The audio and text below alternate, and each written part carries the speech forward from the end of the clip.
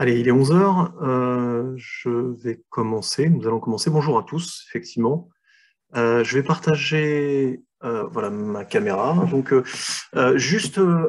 quelques points techniques avant de commencer ce webinaire avec le sujet suivant, collaborative et social learning, en fait, les bonnes pratiques, les pièges à éviter quand on se lance dans la mise en place de ce genre d'activité. Donc, je me présente, moi je suis Benoît Marchais, je suis responsable fonctionnel au sein d'Innovation et je suis accompagné aujourd'hui d'Audrey Colmer. Alors, quelques petites informations techniques, comme je vous le disais, c'est un webinaire sur lequel vous pouvez me voir, m'entendre, mais vous ne pouvez pas discuter directement en utilisant votre micro avec moi. Pour ça, il faut utiliser donc soit le volet discussion, soit directement poser vos questions sur la fonctionnalité questions et réponses de Zoom. Et j'essaierai d'y répondre plutôt en fin de séance. Donc, voilà, donc ça c'était le premier point. Alors, aussi un autre point, c'est que cette session sera enregistrée. Donc vous pourrez très bien la revoir en replay directement sur notre chaîne YouTube. Voilà, alors j'espère que le son est bon. N'hésitez pas aussi à me faire écho si vous avez des problèmes de latence. J'essaierai de corriger ça au fur et à mesure. Voilà. Alors, donc avant de commencer et rentrer dans le vif du sujet, je vais présenter quelques petites informations qui concernent l'entreprise. Ça va être rapide hein, et on rentrera après directement dans le vif du sujet. Juste quelques petites informations sur la structure et innovation qui est à l'origine de la conception de ce webinaire.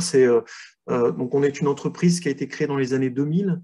On compte 55 collaborateurs, on a un chiffre d'affaires de 4 millions, je crois que c'est les anciens chiffres, on est plutôt aux alentours de maintenant de 60 collaborateurs et 4,5 millions de chiffre d'affaires. Alors c'est un point qui est intéressant, c'est qu'on a en fait un département recherche et développement qui nous permet d'être force de proposition sur des produits, sur des plugins, sur des interfaces qu'on peut créer entre justement les différentes solutions et vos outils internes, et on verra que c'est un point qui est important. Au niveau des solutions que l'on propose, il y en a 4. Alors, 2 qui correspondent en fait à un outil qui s'appelle Moodle, qui est le logiciel open source le plus utilisé dans le monde. Donc Moodle, on a Moodle Workplace, qui est en fait un Moodle pour entreprise, donc avec toute la puissance de Moodle au niveau pédagogique et des fonctionnalités propres à l'entreprise. On a Totara que l'on va voir aujourd'hui, hein, qui est en fait un ensemble de progiciels, LMS, LXP, on rentrera dans le détail, hein, gestion de talent, donc plutôt volet RH, avec toute la partie pédagogique qui reprend ce qui existe sur Moodle. Et enfin, on est à l'origine, par le biais de notre recherche et développement, notre département recherche et développement, d'une solution qui s'appelle Aura, qui permet de gérer toute la partie talent dans l'entreprise, donc quelque chose plutôt orienté sur le volet RH, avec la possibilité de mettre en place des plans de carrière, de gérer en fait la montée de compétences selon des métiers, et donc d'avoir une vue assez précise des talents dans l'entreprise. Donc voilà, tout ça, ce logiciel-là se greffe bien évidemment aux solutions qu'on propose et à d'autres solutions de LMS ou LXP que vous pourriez avoir. Au niveau des services que l'on propose, donc il y en a 6. On fait du conseil audit avant de proposer donc conseil audit sur le choix hein, de la solution qui correspond le mieux à vos besoins. On a un transfert de compétences avec notre département formation. On a alors c'est un gros volet chez nous, c'est le volet développement. On est en fait une 2S2I à la base. Donc on a énormément de développeurs chez nous qui nous permettent d'être force de proposition justement sur des nouveaux produits et sur de la création d'interfaces ou de plugins spécifiques. On a un studio de création qui fait qu'on peut être force de proposition sur la conception de contenu pédagogique en s'appuyant sur les outils qui sont intégrés dans nos solutions ou des outils externes, type Storyline, Captivate, iSpring, etc. On fait de l'hébergement. On héberge les solutions que l'on propose avec les montées de version, tout l'aspect technique. Hein, donc, il n'y a plus besoin de s'occuper de ce qui n'est pas forcément très intéressant par ce biais-là. Et on fait bien évidemment du support et on pourrait même rajouter à côté de support accompagnement parce que c'est un point qui est important. Les plateformes évoluent de manière régulière et c'est toujours intéressant d'avoir les dernières informations du moment et savoir où on se dirige par rapport à la solution qu'on a pris et qu'on a sélectionnée. Donc ensuite, quelques certifications. Donc on est Moodle Partner Premium et on est également Platinum au côté Totara.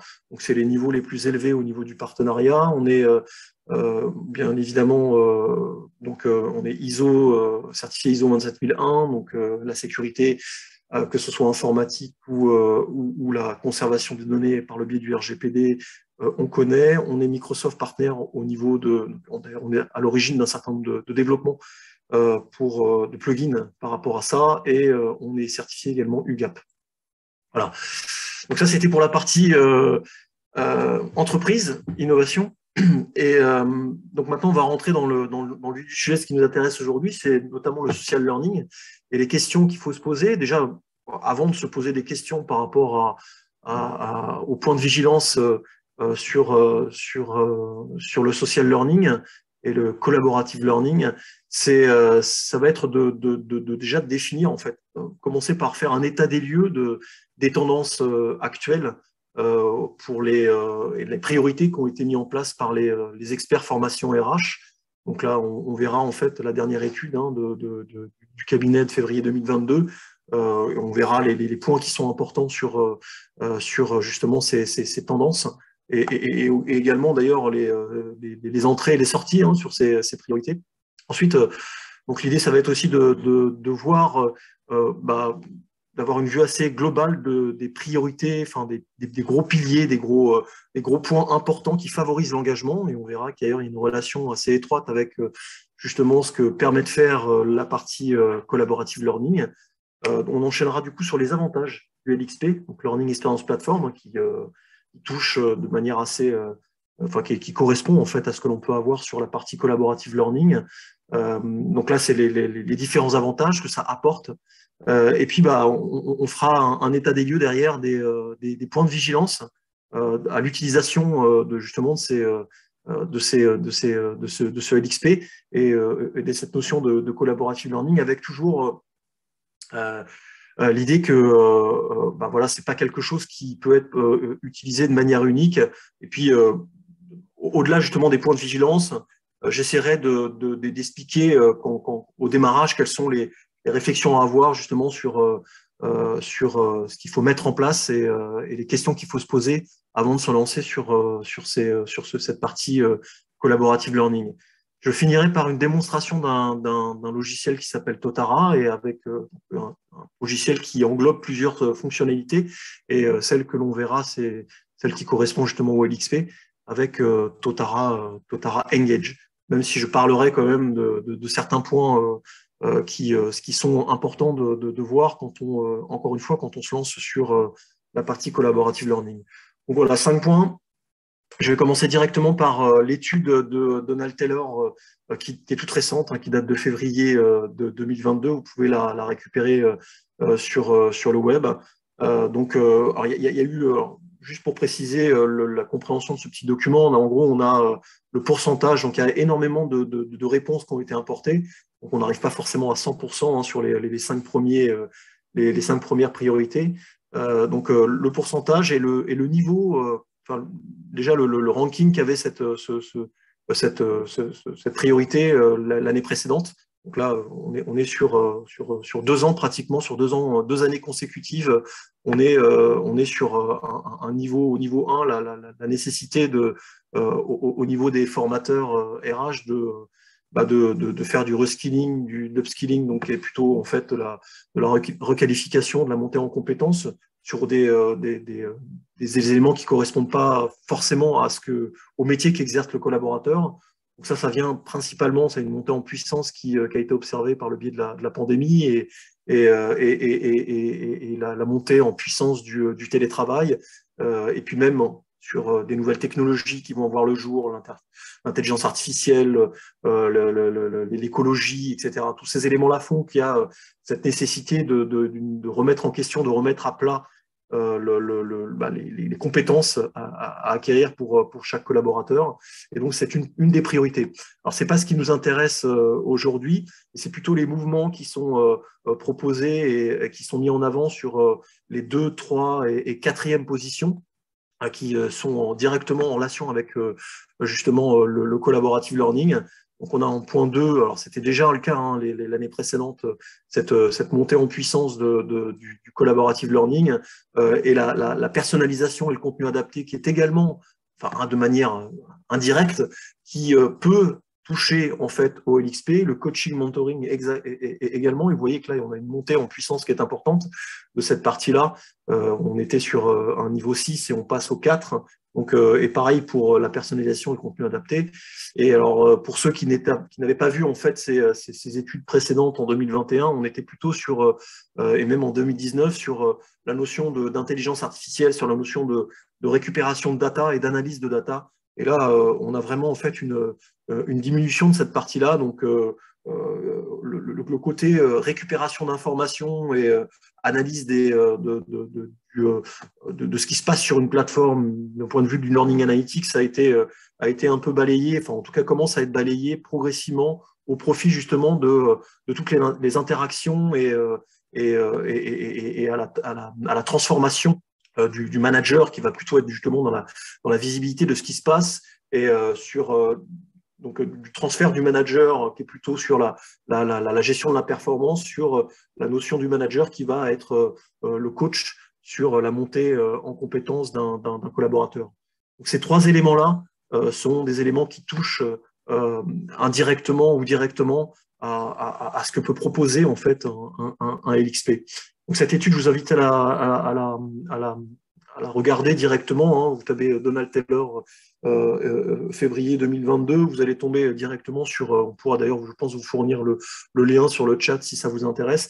Il y a plein d'autres informations qui, pour certaines, recoupent ce que l'on va voir aujourd'hui par rapport à l'importance en fait et la montée en puissance du LXP.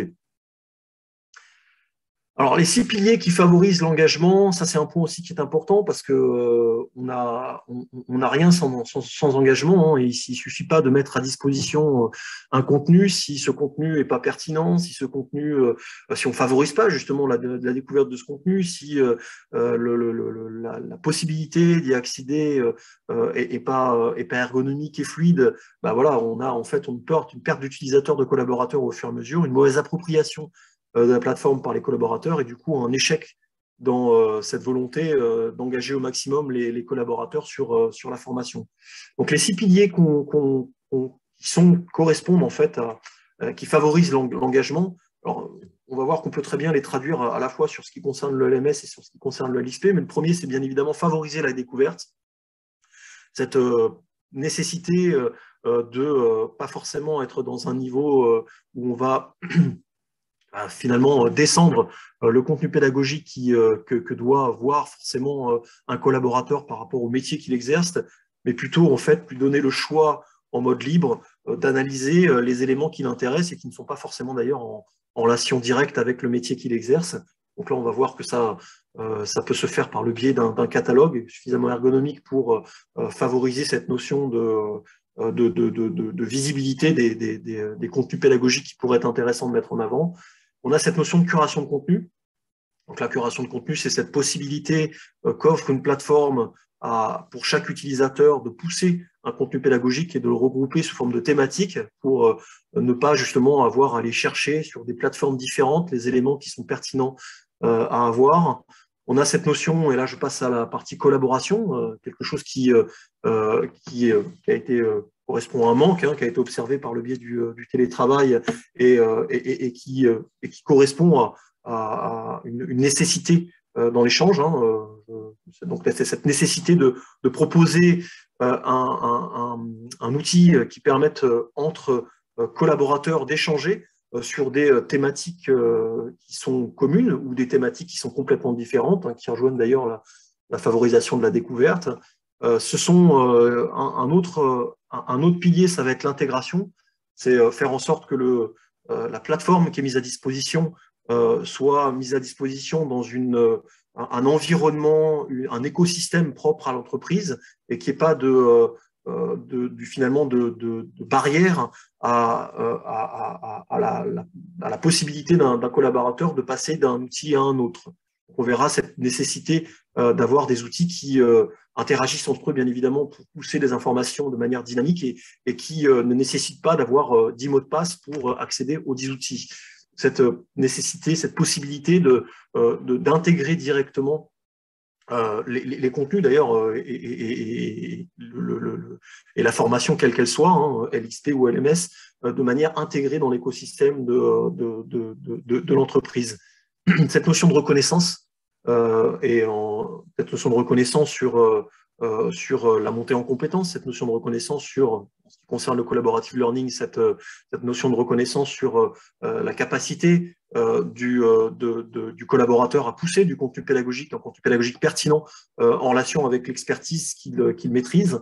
Et ça passe bien évidemment par le reporting, une analyse bien évidemment de tout ce qui a été déposé et par rapport à tout ce qui a été déposé, un ranking des personnes qui sont intéressantes de mettre en avant, de reconnaître pour, pourquoi pas, en créer derrière, en faire des ambassadeurs qui produiront du contenu pédagogique plutôt montant. Alors, j'en ai pas parlé du tout grossièrement, mais ça, je vais en parler par rapport aux avantages du LXP. Il y a souvent deux écoles qui se confrontent, deux écoles, en tout cas deux logiciels, le LMS d'un côté, le LXP de l'autre. LMS, Learning Management System et LXP, Learning Experience Platform. La philosophie de ces deux plateformes sont différentes. Dans l'une, ça va être plutôt descendant, on est sur une mise en conformité, donc le LMS, vous avez en fait l'obligation de rendre conforme, ou en tout cas d'avoir un certain niveau de compétence par rapport au métier exercé par vos collaborateurs. Vous allez descendre du contenu pédagogique, le mettre à disposition ou en tout cas l'imposer à vos collaborateurs. Le LXP étant l'inverse, c'est plutôt les collaborateurs qui, de par leur expérience, de par leur expertise, vont être force de proposition sur du contenu pédagogique qui va être proposé et qui est plus axé sur de la curation de contenu ou des échanges par le biais de ce qu'on appelle des espaces de partage ou des espaces collaboratifs, des espaces de travail. Voilà la différence entre LMS et LXP. Les avantages que l'on retrouve dans les LXP, encore une fois, dit assez rapidement, le premier, c'est que ça permet un apprentissage autonome et continu. Vous voyez que l'autonomie que l'on préconisait sur un des piliers avec la possibilité pour un collaborateur de naviguer sur un ensemble de contenus et de choisir celui qui l'intéresse, on le retrouve dans la partie LXP. Donc continue parce que bien évidemment c'est quelque chose qui va évoluer, la curation de contenu comme les échanges qui existent sont des choses qui évoluent au fur et à mesure, on n'est pas sur un contenu qui va être figé. Ça permet la découverte de nouvelles offres d'apprentissage, bien évidemment. Ça permet, je dirais même aussi, la découverte des talents de l'entreprise, parce que le fait de donner la capacité à vos collaborateurs de pousser du contenu pédagogique, du contenu pédagogique ou des informations qui correspondent à une expertise que pourrait avoir un collaborateur, permet de mettre en avant des expertises qui n'étaient pas forcément identifiées par rapport au métier qui est exercé par votre collaborateur. Donc ça, c'est quelque chose aussi qui est un point important. Permet la découverte de nouvelles offres d'apprentissage, la communication qui sera faite par un ingénieur pédagogique pour quelque chose de plutôt descendant ne sera pas la même que celui d'un expert dans son domaine qui va pousser du contenu qui va en tout cas proposer du contenu récupéré à droite à gauche et des informations et un échange. Et donc, on a vraiment sur une mise à disposition d'un contenu pédagogique qui peut permettre en tout cas de créer de l'engagement sur des collaborateurs qui ne sont pas vraiment fans de la partie descendante, donc LMS ou avec une formation très formelle. Ça favorise l'interaction sociale et Dieu sait qu'on en a besoin aujourd'hui. Il y a de plus en plus de pertes d'échanges. Alors, il y a pas mal d'outils qui existent qui permettent d'échanger dans l'entreprise. Ce sont plutôt, en fait, d'ailleurs, des outils des outils qui permettent de faire qui apportent un niveau social dans l'entreprise. Je pense notamment à Slack, etc., même si on peut créer des channels. Voilà, donc il y a cette nécessité de favoriser l'interaction sociale, et c'est possible avec la partie LXP. La curation de contenu, bien évidemment, je pense que ça parle à tout le monde, mais cette possibilité qu'offre le LXP de regrouper en masse et sous des thématiques données des informations pertinentes et revues par des experts, des collaborateurs experts. Bon, ça, c'est quelque chose qui est primordial. Et à ce niveau-là, d'ailleurs, on verra qu'il y a des points de vigilance à avoir sur cette partie-là. La création d'une culture du partage et de la collaboration, c'est essentiel. C'est essentiel sur la passation de la connaissance entre collaborateurs. C'est essentiel sur le partage sur les bonnes pratiques et sur d'ailleurs sur l'embarquement des collaborateurs dans l'entreprise, sur l'onboarding, cet échange qui permet de manière, c'est l'équivalent de la machine à café, de créer, d'informer de manière justement non formelle ce qui se passe dans l'entreprise et les éléments intéressants qui peuvent être mis en avant. L'expérience personnalisée axée sur l'utilisateur, donc là on n'est pas forcément sur de l'intelligence artificielle, mais on est sur, par rapport à tout ce que l'utilisateur va voir de manière globale, quelles sont les informations qui peuvent être pertinentes de pousser. Donc ça, on peut mettre en place des choses qui vont de manière automatique pousser des contenus recommandés et pourquoi pas des éléments qui sont propres à ce qu'on connaît de l'utilisateur et ce qui le passionne. Contenu ciblé recommandé en fonction, donc là, de machine learning, ça rejoint ce que je vous disais avec la possibilité de mettre à disposition un outil qui, en fonction de ce qu'a vu l'utilisateur, des compétences qu'on a pu observer ou du niveau d'expertise, cibler ce qu'on appelle des espaces de travail ou des playlists de contenu pédagogique qui pourraient être pertinents pour cet utilisateur de suivre.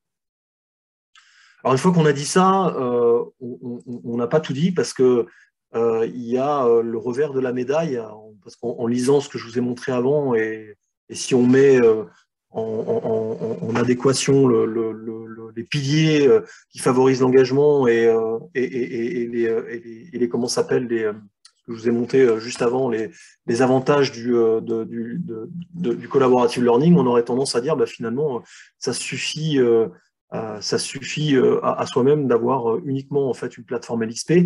Et c'est important justement de se rendre compte que il n'y a pas de confrontation, comme je vous l'ai dit, même si c'est souvent le cas, direct entre le LXP et le LMS. C'est plutôt des outils qui sont complémentaires et que au-delà de ça, le LMS ne fait pas tout.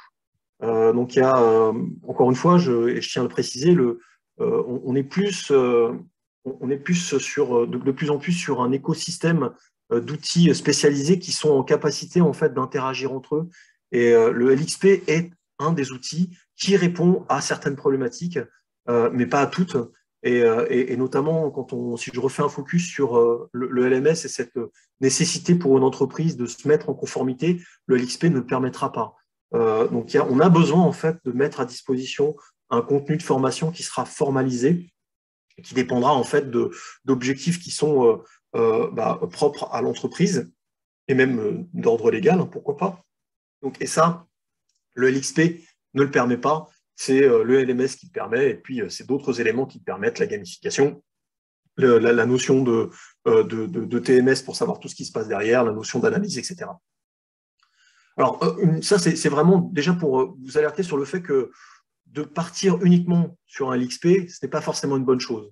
De donner la main, en fait, à quelque chose qui va plutôt être montant, donc qui va émaner du métier, c'est pas forcément quelque chose qui répondra à toutes les problématiques, et c'est plutôt une association d'ailleurs LMS-LXP qui est important de garder en tête. Ensuite, ça va être garder quand même une certaine cohérence dans ce qui est mis en place dans la partie collaborative learning.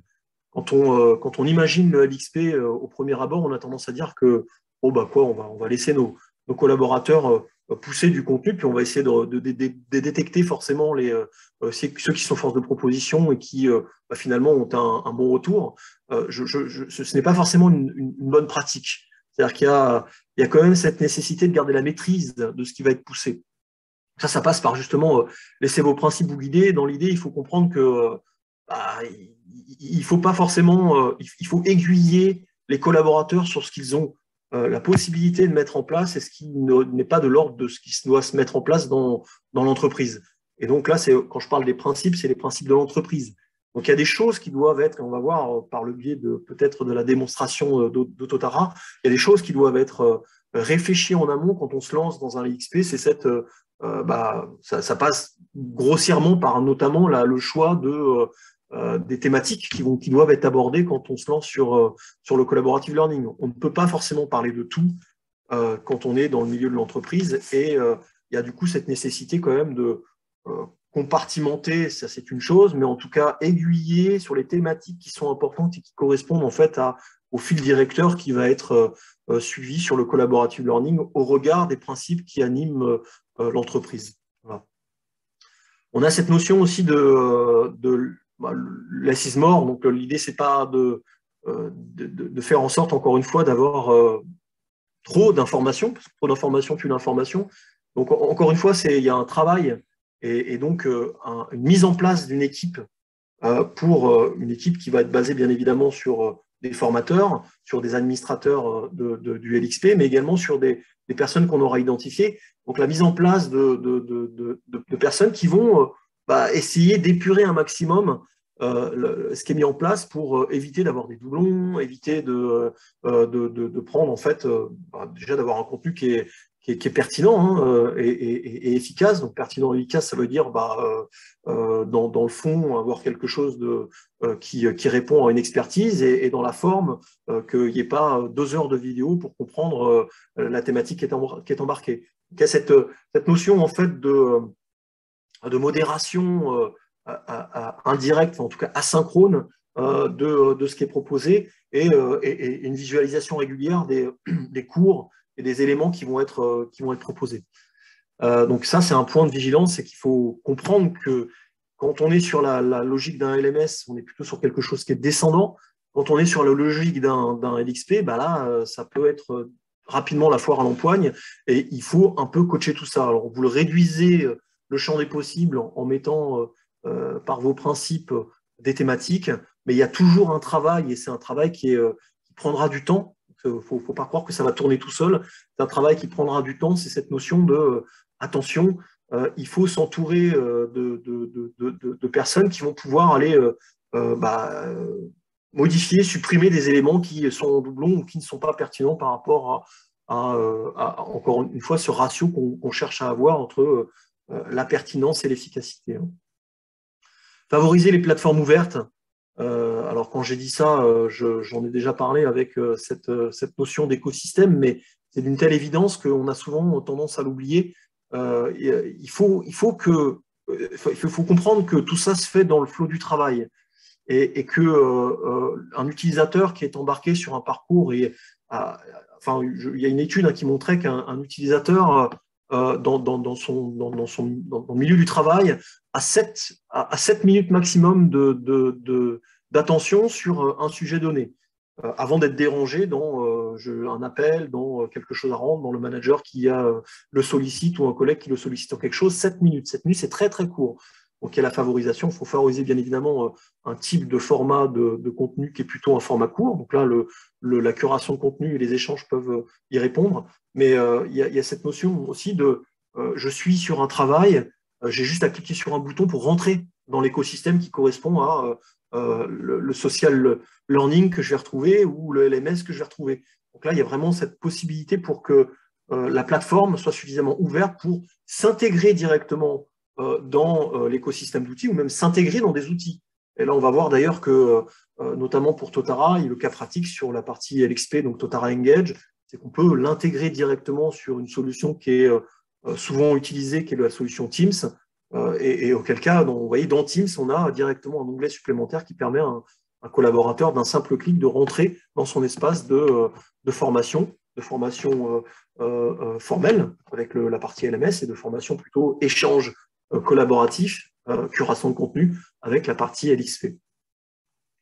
Enfin, j'en ai aussi parlé avec, et c'est le dernier point de vigilance, Et vous voyez que tout ça se fait en amont hein, du déploiement. Hein. C'est difficile la notion d'équipe dont je parlais, c'est quelque chose qui doit être prévu en amont. Dire, OK, les thématiques qui vont être poussées et qui répondent aux principes, c'est des choses qui vont être faites en amont. Donc tout ça, c'est des choses qui peuvent être réfléchies avant de se lancer dans la mise en place d'un LXP. Alors le point alors, qui peut se faire bien évidemment en amont par rapport à des niveaux d'expertise qu'on aurait identifiés pour différents métiers, c'est l'identification des ambassadeurs. Alors ça se fera de toute manière par épuration sur le moyen et long terme, par l'analyse des retours. C'est-à-dire que quelqu'un qui est expert, enfin, une personne qui est experte dans son domaine, c'est pas forcément quelqu'un qui va être pertinent sur des échanges et sur la mise à disposition de contenu pédagogique. Donc un ambassadeur, c'est pas forcément quelqu'un qui est expert dans son domaine, c'est quelqu'un qui allie justement la notion de vulgarisation, d'expertise suffisante pour être pertinent, pour donner l'envie, l'engagement, et également sur l'appétence à l'outil informatique, parce qu'il faut se rappeler aussi que, même si on va le voir, la partie LXP se veut suffisamment simple pour que ce soit pas, on n'est pas nécessité d'avoir une formation, pas nécessité d'avoir une formation pour l'utiliser. Bah, il y a quand même une appétence à avoir sur le domaine informatique. L'identification des ambassadeurs va se faire du coup en amont et de manière progressive sur l'analyse que vous allez faire de ce qui est mis en place et de ceux qui, et là ça rejoint les comment s'appelle les réseaux sociaux en général, c'est il y a ceux qui vont avoir le feeling et l'engagement des collaborateurs et ceux qui ne l'auront pas forcément. Et donc, du coup, c'est ceux qui vont être mis en avant et c'est ceux qui vont servir à pousser du contenu différenciant par rapport à ce qui est proposé sur le LMS. Donc, vous voyez, plein de points de vigilance, donc plein d'obligations derrière en termes de fonctionnalité pour justement analyser ces différents points et ces différents points de vigilance et être en mesure de les garder en tête et de toujours les améliorer si besoin. Alors, on va tomber sur, là je vais partir sur la démo, une démonstration d'un outil que vous connaissez peut-être, certains d'entre vous ont peut-être déjà vu. C'est un outil qui s'appelle Totara. Alors, c'est ce qu'on appelle une Talent Experience Platform. Donc, c'est un outil Totara qui englobe plusieurs autres outils. Donc là, on a trois outils en fait en un. On ne verra pas les trois outils parce que ce n'est pas l'idée, mais sachez qu'il y a déjà des démos qui ont été faites sur certains de ces outils. Il y a donc là, en gros, Totara est on peut parler d'écosystème parce que les différents outils sont indépendants, mais une fois qu'on les embarque ensemble, ils deviennent potentiellement interdépendants, c'est-à-dire qu'il y a des relations qui se créent entre ces trois outils. Vous avez Totara Learn, qui est la partie LMS, Totara Engage, qui est la partie LXP, et Totara Perform, qui est le système de gestion de la performance, qui est un point qui est important sur justement la visualisation du talent dans l'entreprise, donc des compétences dans l'entreprise. Donc voilà les trois outils qui sont utilisés sur la version Totara à partir de Totara 13. On a cet écosystème-là. Et celle que je vais vous montrer aujourd'hui, c'est cette notion de Totara Engage qui correspond au LXP avec des fonctionnalités vraiment axées social learning. Et c'est là-dessus que je vais vous montrer, je vais faire ma démonstration. Alors, je vais être à cheval sur un peu des fois le LMS, parce que Totara embarque en fait un socle technique dans lequel on greffe en fait c'est justement ces trois contenus-là. Potentiellement, je peux être amené à vous montrer d'autres éléments, mais sachez que déjà, il y a encore une fois des webinaires qui existent sur ces éléments-là et qu'on peut très bien faire des focus particuliers si vous avez des demandes particulières sur la partie LMS et la partie Perform que l'on ne verra pas aujourd'hui. Ok, je vais passer sur la notion. Donc là, j'étais déjà connecté? Non, je vais me déconnecter. Alors, je vais voir si je suis déjà connecté. Je tenais à vous montrer. Voilà, j'étais déconnecté. Un point. Donc là, voilà l'environnement actuel de la plateforme. Alors, ne vous fiez pas du tout à graphiquement ce que vous voyez. Une plateforme qui embarque un thème et qui peut bien évidemment être customisé. Donc, on est vraiment en marque blanche. Il n'y a pas d'innovation qui va s'afficher à des endroits. Ce sera graphiquement, esthétiquement, en adéquation avec votre charte graphique et et les éléments visuels qui caractérisent votre entreprise. Je vais me connecter en tant qu'administrateur sur cette plateforme. Donc, il y aura plein de choses, ne vous inquiétez pas, je pourrais déjà, si vous souhaitez d'ailleurs après, me connecter avec une personne qui serait plutôt manager, et un manager qui correspond d'ailleurs à une tendance qui est plutôt manager-coach, donc une personne qui va être non pas juste sur la performance, mais sur l'échange avec son collaborateur pour lui dire, bah, tiens, je voudrais plutôt que tu fasses ça, quoi. Ou l'objectif, ou la compétence, ou les échanges qui vont être faits vont être avoir pour objectif de monter en compétence le collaborateur. Mais dans un premier temps, je vais vous montrer du coup ce qui peut être fait au niveau administrateur. Pour vous montrer les différentes fonctionnalités, c'est plus simple. Donc, je vais me connecter en tant qu'admin. Et un point, peut-être pour éviter, parce que je vais avoir des chargements assez réguliers de contenu, je vais couper ma caméra pour cet échange-là. Puis en plus, je vais me focaliser, même si je le fais, j'essaie à chaque fois de vous regarder, je vais me focaliser sur mon écran. Donc, je vais couper la caméra, je la rallumerai quand on sera sur les questions dès qu'il y en a. Hop, donc je désactive la caméra. Normalement, vous continuez à m'entendre. Oui. Et j'espère que vous voyez mon écran, hein, donc avec là, je suis sur la fenêtre de connexion et je vais, pour le coup, vous montrer une chose qui est importante. C'est, vous voyez, on a la possibilité déjà de se connecter. Alors, je ne suis connecté sur aucune plateforme, mais si j'étais connecté sur Office 365, par exemple, comme j'ai interfacé ce Totara avec Office 365, j'aurais été directement, potentiellement connecté à ma plateforme sans avoir à effectuer l'action supplémentaire. Et là, je peux très bien en fait cliquer sur Microsoft 65, interroger mon compte et rentrer dans la plateforme. Donc ça touche à quelque chose qu'on a vu qui est dans le flow du travail, faire en sorte qu'il y ait le moins d'actions possible pour l'utilisateur pour entrer dans son contenu. OK. Côté administrateur, donc hop, je me connecte. Le premier point important, c'est dans la personnalisation du contenu qui va être proposé. Un des points importants qui ne dépend pas forcément de Totara Engage, c'est qu'on a un système en fait dans Totara, un système de tableau de bord. Un tableau de bord qui est propre à l'utilisateur qui va être embarqué. En gros, l'utilisateur qui est créé, il va être rattaché au niveau RH. Hein, tout ça peut se faire de manière automatique via des synchronisations. Enfin, il y a des choses qui se font de manière automatique sans forcément que vous ayez à vous embêter avec ça. Et en gros, on va pouvoir détecter à quel utilisateur on a affaire, donc en gros à quelle organisation il appartient, quel poste il occupe, quel est son manager, et des choses qui peuvent être poussées comme ça directement via Totara. Le premier élément qu'il faut comprendre, c'est qu'on peut mettre en place ce qu'on appelle du multi-tenancy sur Totara. C'est-à-dire qu'on va pouvoir segmenter une population par rapport à justement, pourquoi pas, des éléments à la fois d'information et des éléments pédagogiques qu'on va pousser sur le tableau de bord. Et c'est le premier point sur lequel je souhaitais mettre en avant Totara, c'est que vous avez la possibilité de créer en fait des tableaux de bord, autant de tableaux de bord que vous avez de segmentation d'utilisateurs. Donc typiquement, on va pouvoir avoir un tableau de bord qui va être, je ne sais pas moi, pour tel type de métier, un tableau de bord pour les managers, un tableau de bord pour les formateurs, un tableau de bord pour les administrateurs. Donc on aura comme ça, en fait, potentiellement des tableaux de bord qui vont avoir des vues différentes avec des rapports qui vont être différents. Si je vais sur vous voyez, donc là, je suis abonné, entre guillemets, à 2 tableaux de bord. Je peux comme ça, en fait, utiliser un tableau de bord différent, où là, j'ai par exemple, en tant qu'administrateur et potentiellement manager, avoir le statut de la compétence d'une personne que je gère, par exemple. Et donc, voilà, des informations qui sont liées plutôt à sa performance, mais on peut vraiment voir exactement, donc là j'ai un petit bouton sur mon équipe, on peut vraiment choisir l'agencement du tableau de bord comme on souhaite. Voilà, imaginez pousser, par exemple, du contenu, mettre à la une des contenus pédagogiques qui sont en relation avec la segmentation d'utilisateurs qui ont été identifiés sur la plateforme. Donc ça, c'est un des points importants.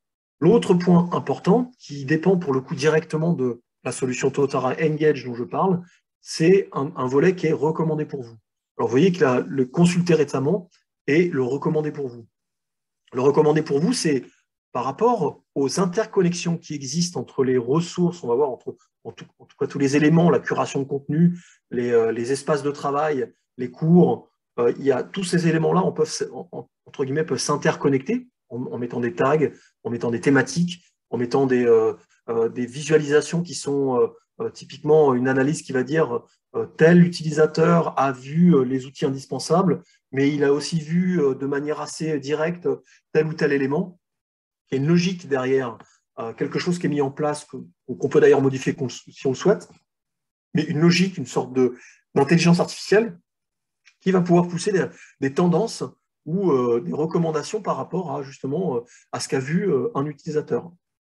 Bon, ça, c'est un point important, c'est que dans la recherche libre, on aiguille, dans la recherche libre qui est quand même en relation avec les principes de l'entreprise, on aiguille, on recommande de manière formelle et manuelle des choses par rapport au tableau de bord, et il y a des choses qui sont plutôt indirectes qui vont être proposées sous forme de tendance directement par au collaborateur par rapport à ce qu'il a vu comme contenu. Voilà, donc ça, c'est déjà ces outils-là, la mise en place de ces outils-là. Alors, bien évidemment, pour que cette analyse soit juste, il faut qu'il y ait un administrateur, il faut que la plateforme permette bien évidemment cette segmentation, il faut que vous ayez réfléchi à cette segmentation en amont. Est-ce que, donc là, vous voyez que une des bonnes pratiques, c'est pas de se jeter fleur au fusil sur la conception du tableau de bord, mais c'est essayer d'analyser en fait les différents niveaux d'utilisateurs. Alors, il y a plusieurs critères qui peuvent être mis en place. Le métier exercé, le niveau d'appétence à l'utilisation du contenu, de l'informatique. Pour moi, c'est un des points qui peut forcément et potentiellement être discriminant sur l'embarquement de l'utilisateur et l'engagement des utilisateurs. On ne communiquera pas de la même manière auprès de gens qui ont l'habitude d'utiliser l'outil informatique, de personnes qui n'ont pas l'habitude. Le tableau de bord sera beaucoup plus épuré pour des gens qui ne sont pas habitués. Donc on a cette notion-là d'automatisation de recommandations et de tableau de bord automatique. Après, si je rentre dans l'outil doit permettre une segmentation des utilisateurs. Donc, une segmentation et potentiellement une segmentation des utilisateurs et une segmentation de l'offre de formation. Donc, j'entends par là, c'est en gros, vous voyez, on était sur un des points de vigilance, c'était less is more. Donc, c'était en fait faire en sorte d'épurer un maximum le contenu. Cet élément-là, il passe par le biais de faire en sorte de pousser un contenu pertinent. Donc, ça, c'est l'entreprise qui va le pousser. Et puis, on a un autre élément qui est le catalogue de cours, qui va être en fait, le catalogue de cours va être un élément qui va être proposé en libre service, en libre accès, mais quand même cantonné à la segmentation de l'utilisateur auquel appartient, la segmentation auquel appartient cet utilisateur. Donc, typiquement, l'idée, c'est d'avoir un catalogue, autant de catalogues qu'on a de segmentation, avec des contenus qui vont être mis en place ou mis à disposition uniquement pour telle ou telle population. Voilà, donc on a vraiment cette personnalisation, la possibilité de segmenter ce catalogue en fonction de l'utilisateur qui se connecte. Totara le permet par le biais d'une organisation, par le biais de la position, par la possibilité de mettre en place ce qu'on appelle les audiences. Et derrière, je vous parlais des principes qui animent l'entreprise. On peut très bien créer autant, donc là on les a appelés topics, mais c'est des thématiques. On peut créer autant de thématiques qui vont quand même être imposées. C'est-à-dire que quand un utilisateur, et je vais vous montrer comment, va être en capacité de créer, de faire de la curation de contenu ou créer un espace de travail, il le sera toujours en relation avec les thématiques que vous aurez imposées. Donc il y a cette notion de je mets à disposition une plateforme libre, mais je cantonne les éléments que j'attends par rapport aux principes qui sont animés par l'entreprise. Cette possibilité aussi de mettre en avant des éléments qui sont en relation avec les contenus qui vont être sur le flot de travail. Donc cette notion de temps de lecture pour effectuer une action pédagogique, c'est également un point qui est important et qui doit être récupéré et mis en avant si on le souhaite. Donc là, voilà, le catalogue permet en fait de mettre à disposition un certain nombre de choses. On a des ressources, on a des playlists, on a pourquoi pas des espaces de travail. Vous voyez qu'on a à la fois de la curation de contenu et du contenu formel, avec du programme, du cours, de la ressource. Donc c'est un des éléments qui permet de mettre en avant du contenu en accès libre. Alors maintenant, comment on crée ce système-là de playlist, comment on fait de la curation de contenu et comment on crée ces espaces de travail. Dans Totara, on a la possibilité de gérer ce qu'on appelle une bibliothèque. La bibliothèque, c'est déjà les ressources que moi je mets à disposition. On a un petit plus qui permet. On a ce qu'on appelle une playlist, une liste de lecture qui emmagasine des ressources. Et puis on peut très bien après interagir avec, bien évidemment, d'autres collaborateurs pour concevoir des playlists ou mettre en favori des playlists et échanger sur le contenu qu'on a mis en place. Donc là, un petit exemple rapide de création de ressources. Donc là, voilà, j'ai les ressources qui sont partagées avec moi. D'accord. Donc là, c'est des ressources qu'on m'a partagées directement, que des collègues m'ont partagées, que des managers m'ont partagées, les ressources que moi j'ai enregistrées, que j'ai mis en favori. Et puis ensuite, j'ai les ressources que moi j'ai, donc mes listes de lecture, les ressources les playlists que j'ai créées et les playlists que j'ai mis à disposition directement en mettant en favori. D'accord. Alors après, comment on crée une ressource? Une ressource, ça va être quelque chose qui va vous permettre de faire de la création, de la curation de contenu. C'est très simple. Découvrons, par exemple. Donc là, c'est le contenu qui va être mis à disposition. C'est un contenu qui va permettre de déposer des pièces jointes, de déposer de l'image, du texte. Donc tout ça, ça va être quelque chose qui va par contre être formaté d'une certaine manière. Et juste pour vous montrer que ça peut être assez simple, on a la possibilité juste de faire, en ce qui concerne la vidéo, et c'est plutôt comme ça qu'il faut accéder à la curation de contenu, on a juste en fait à créer un copier-coller par exemple comment s'appelle d'une vidéo qui est stockée là pour le coup sur YouTube, et directement, voilà, j'ai juste copié-collé l'URL de la vidéo et directement j'ai la vidéo qui s'affiche. Ensuite, on va déterminer à qui on partage ces informations-là. Est-ce que c'est un nombre limité de personnes? Est-ce que je le garde juste pour moi? Ou est-ce que je vais permettre de le partager à tout le monde? Alors, et là, vous voyez que on m'impose en fait les sujets. Je ne peux pas forcément en créer. Donc, c'est là où je vais justement sélectionner et aiguiller la curation de contenu en fonction. Là, j'ai entre 5 minutes et moins de 5 minutes. Et je peux, alors bien évidemment, même si je le partage à tout le monde, décider de le partager avec des personnes qui potentiellement correspondent à mon équipe ou ma segmentation, mon entité en fait. Vous voyez, donc en tant qu'utilisateur, je pourrais partager, je ne vais pas pouvoir partager en tant qu'utilisateur interne de l'entreprise, je ne vais pas pouvoir partager par exemple cette information-là avec une personne potentiellement externe, un client. Mais je peux le partager avec des collègues ou pourquoi pas un service, donc segmenter une segmentation d'utilisateurs particuliers. Voilà, je pourrais décider directement de le partager avec pourquoi pas d'ailleurs un espace de travail et pas seulement une personne nommée.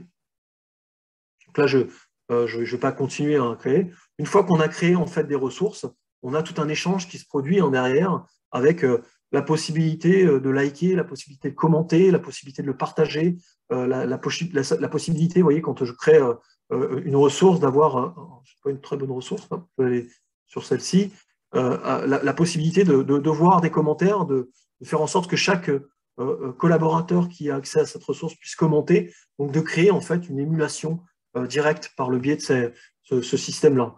Donc tout ça, ce qu'il faut comprendre, c'est que la mise en favori, le partage, les likes, les commentaires, tout ça derrière, c'est emmagasiné sous forme de rapport, on verra un exemple, et permet d'analyser tout ça. Ça vous donne la possibilité derrière, donc du coup, par le biais de la curation de contenu, ça donne la possibilité à vos collaborateurs de pousser du contenu pertinent. Et vraiment très facilement, vous voyez, j'ai réédite mon titre assez facilement et je peux aussi éditer mon contenu si je le souhaite également très facilement pour rajouter, pourquoi pas, un PDF si je voulais derrière. Ok, à côté de ça, on a donc du coup, ça c'est plutôt de la ressource, je mets à disposition du contenu assez facilement. On a donc un contenu qui va être partagé, vous voyez qu'il n'y a pas de notes, c'est vraiment de l'échange sous forme de commentaires, de l'échange d'expériences. Donc c'est plutôt effectivement montant, hein, c'est la loi du 70-20 hein, au niveau pédagogique.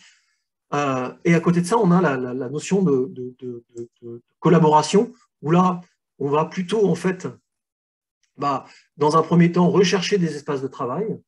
Donc là, l'espace de travail, c'est quelque chose qui va être une sorte de channel où l'utilisateur va pouvoir avoir la visibilité du coup de l'existence de cet espace, ou alors s'il a la possibilité de le voir, va avoir la possibilité de demander à s'abonner d'ailleurs, ou alors directement de manière libre rejoindre l'espace de travail et potentiellement échanger avec les différents intervenants qui sont présents sur cet espace de travail.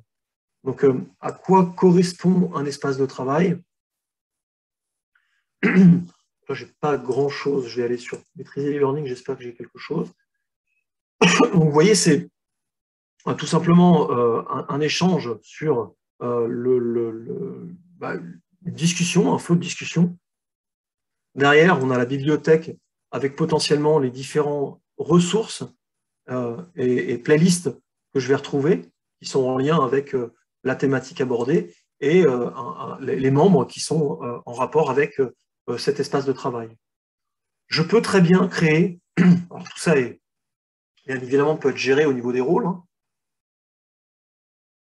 Je peux très bien créer des espaces de travail qui vont être donc, du coup privés ou publics. Donc un espace de travail privé pourra potentiellement être invisible, et c'est juste parce que j'ai des membres, j'ai décidé que les membres peuvent y accéder, donc je pourrai avoir quelque chose qui ne sera pas visible du tout. Je peux très bien décider que ce soit privé, mais quand même que les gens puissent y accéder dans le sens où il va falloir, quoi qu'il arrive, s'abonner, avoir un code particulier pour, en tout cas, la validation d'une personne pour y rentrer. Et puis, on peut très bien décider que cet espace est public et n'importe qui peut y accéder. On peut modifier l'image qui va servir d'illustration de ce comment s'appelle la partie, enfin l'espace de travail. Hop, je mets la puissance du LXP. Derrière le descriptif, je crée, et derrière, une fois que j'ai créé mon espace, j'ai un volet discussion, j'ai un volet membre. Je peux d'ailleurs aller normalement ajouter un public en masse. Je peux modifier l'espace de travail, je peux transférer la propriété si on a une personne qui sort, et puis je peux surtout commencer en fait à peupler ma bibliothèque de ressources et d'éléments qui vont être pertinents d'avoir.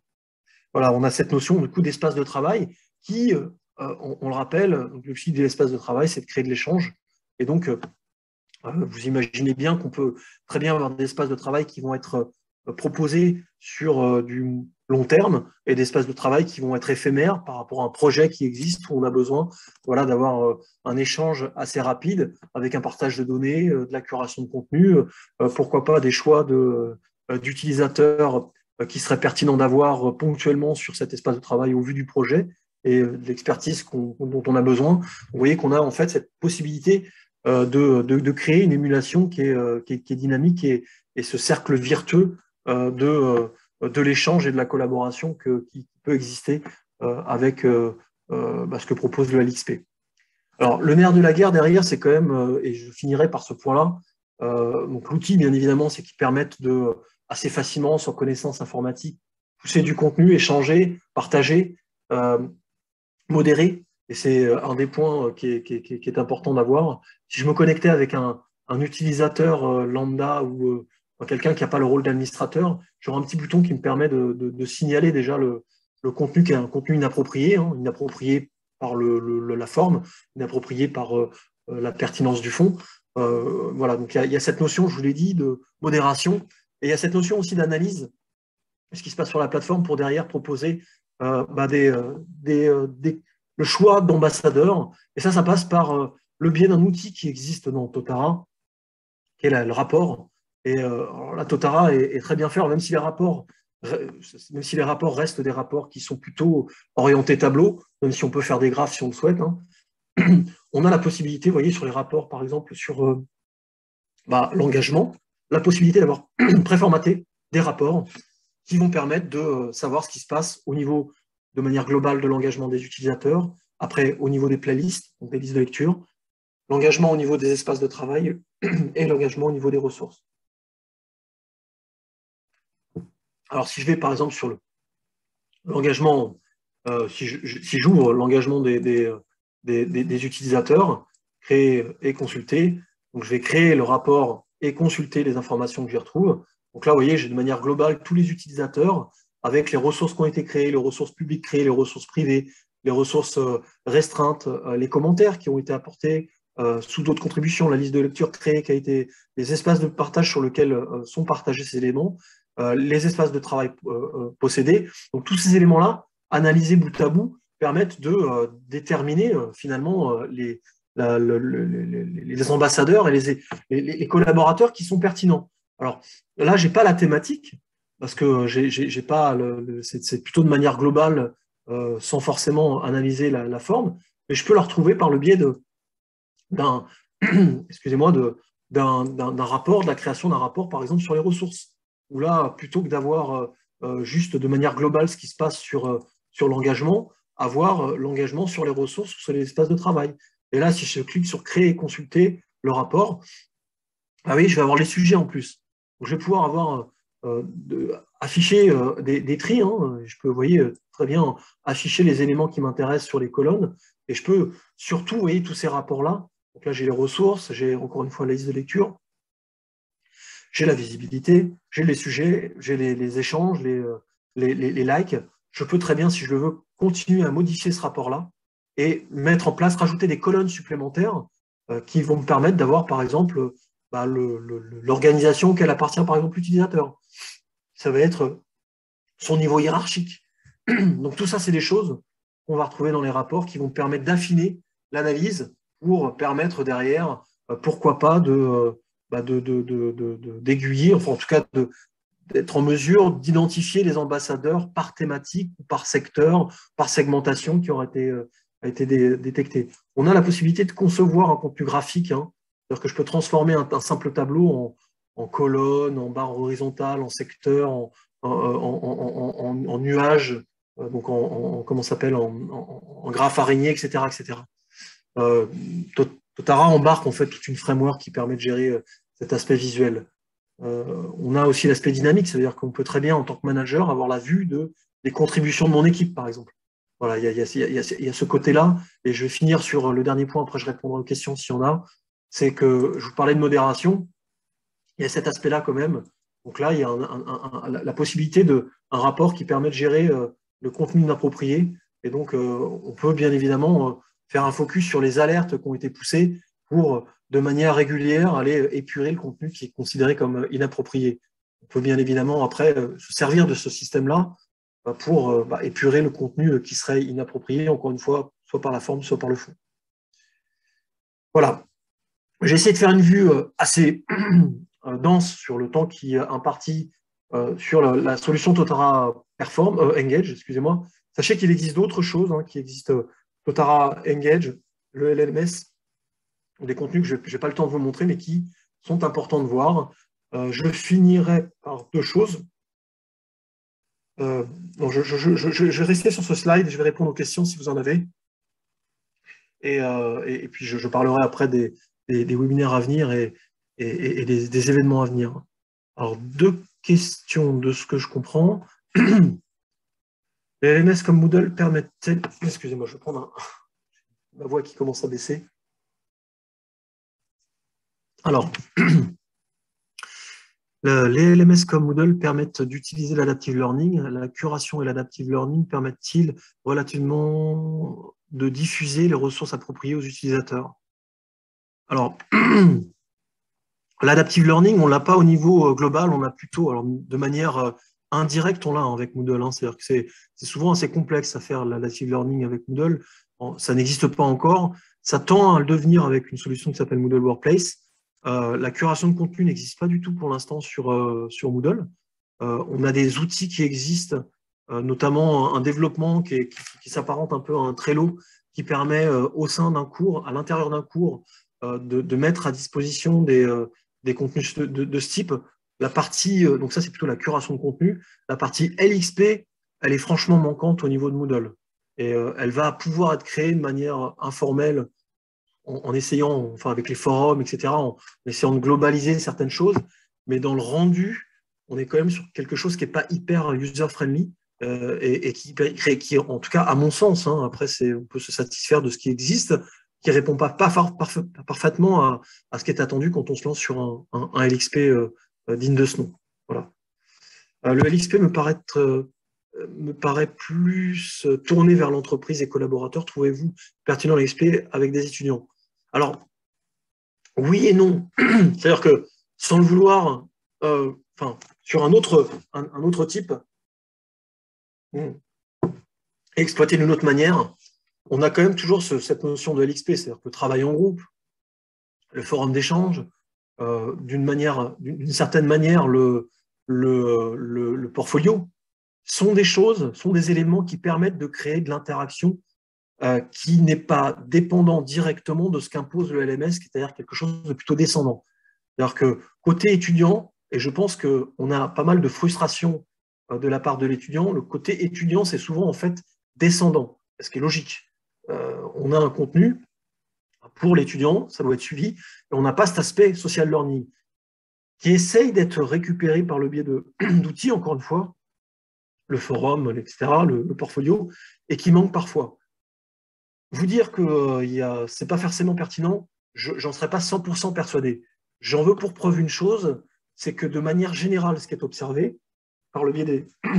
excusez-moi,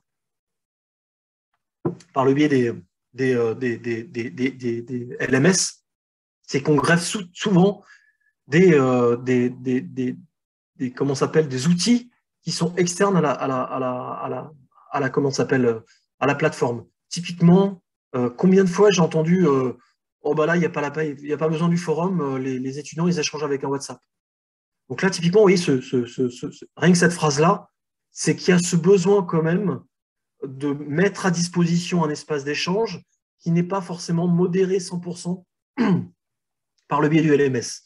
Donc, vous dire que ce n'est pas pertinent, j'en serais pas 100% persuadé. Alors, bien évidemment que la pertinence par rapport au monde de l'entreprise, c'est indéniable.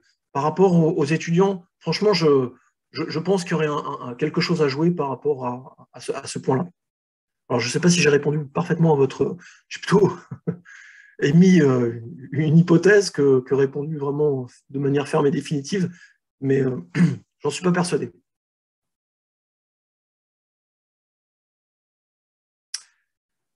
Ok. Je ne sais pas s'il y a d'autres questions. Ok. J'espère avoir été clair. On a déjà passé 1 heure. S'il y a d'autres questions, je vous invite vraiment à revenir vers moi. Sachez qu'il y a un autre webinaire sur l'accessibilité, accessibilité aux handicapés sur différentes solutions. On a aussi derrière, en fait, on est présent au salon e-learning Expo les 22-24 mars qui se porte de Versailles. N'hésitez pas à venir nous voir, à échanger avec nous. C'est vraiment avec plaisir qu'on pourra vous faire une démo personnalisée sur les différentes plateformes et pourquoi pas échanger sur des points plus précis justement qui correspondent à vos attentes et bien évidemment votre secteur d'activité si besoin. Voilà. Je vous souhaite à tous un bon appétit, une bonne après-midi et puis à très bientôt. Encore une fois, vous avez les coordonnées, n'hésitez pas. Et puis, il y aura une vidéo qui suivra derrière de ce webinaire. Bonne journée à tous.